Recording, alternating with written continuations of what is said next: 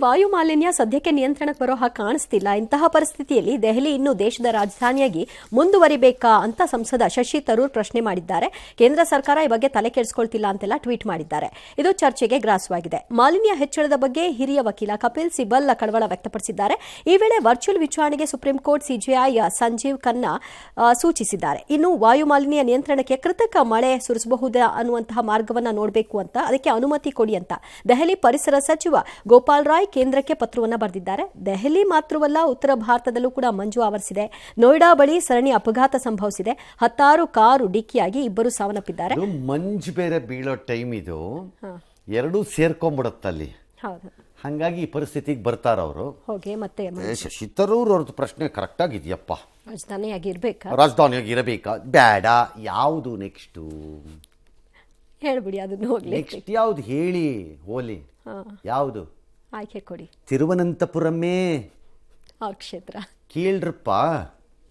ಬೇಡ ಬೆಂಗಳೂರೇ, ಬೇಡ ಮದ್ರಾಸೆ, ಸುಮ್ಮನೆ ಇರ್ತಾರ.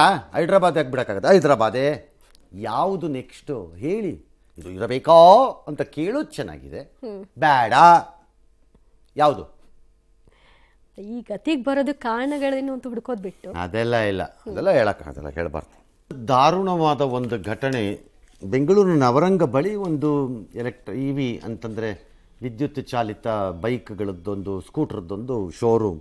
ಆ ಶೋರೂಮಿಗೆ ಶಾರ್ಟ್ ಸರ್ಕ್ಯೂಟಾಗಿ ಬೆಂಕಿ ಎತ್ಕೊಂಡ್ಬಿಟ್ಟಿದೆ. ಎಷ್ಟೊಂದು 30 ಬೈಕೋ 40 ಬೈಕೋ ಎಷ್ಟು ಸುಟ್ಟೋಗ್ಬಿಟ್ಟಿದೆ. ಬಟ್ ಪಾಯಿಂಟ್ ಅದಲ್ಲ, ಅದರೊಳಗಡೆ ಸಿಕ್ಕಾಕೊಂಡಿದ್ದೊಂದು ಸೇಲ್ಸ್ ಗರ್ಲೋ ಏನೋ ಒಂದು 20 ವರ್ಷದ ಯುವತಿ ಪ್ರಿಯಾ. ಆಕೆ ಒಳಗಡೆ ಸಿಕ್ಕಾಕೊಂಡು ಆಚೆನೇ ಬರೋಕ್ಕಾಗದೆ ಹಾಗೆ ಸುಟ್ಟು ಕರಕಲಾಗೋಗಿದ್ದಾಳಂತೆ. ಪಾಪ 10 ಜನ ಬಚಾವಾದರು, ವೆರಿ ಗುಡ್ಡು. ಆಮೇಲೆ ಆರಿಸಿದ್ರು, ಬೆಂಕಿ ಎಲ್ಲ ನಿಜ. ಬಟ್ ಈಗ ತಂದೆ ತಾಯಿಗಳು ಕಣ್ಣೀರು ಹಾಕ್ತಿದ್ದಾರೆ. ಛೇ ಛೇ ಛೇ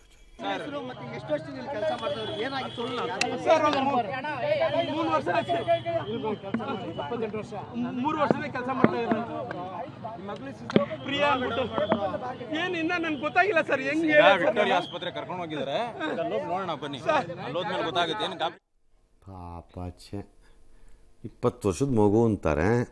3 ವರ್ಷದಿಂದ ಅವಳು ಕೆಲಸ ಮಾಡ್ತಿದ್ದಾಳೆ ಅಂದರೆ ಆ ಫ್ಯಾಮಿಲಿದು ಏನು ಕಂಡೀಷನ್ ಅಂತ ಅಲ್ವಾ? ಇಲ್ಲಿ ಯಾರು ಮಾಡ್ಸಕ್ಕೆ ಕಳಿಸ್ತಾರೆ ತಂದೆ ತಾಯಿಗಳು? ಚಿಕ್ಕ ಚಿಕ್ಕ ವಯಸ್ಸಲ್ಲಿ ಕಳಿಸ್ತಾರೆ. ಪಾಪ ಛೇ.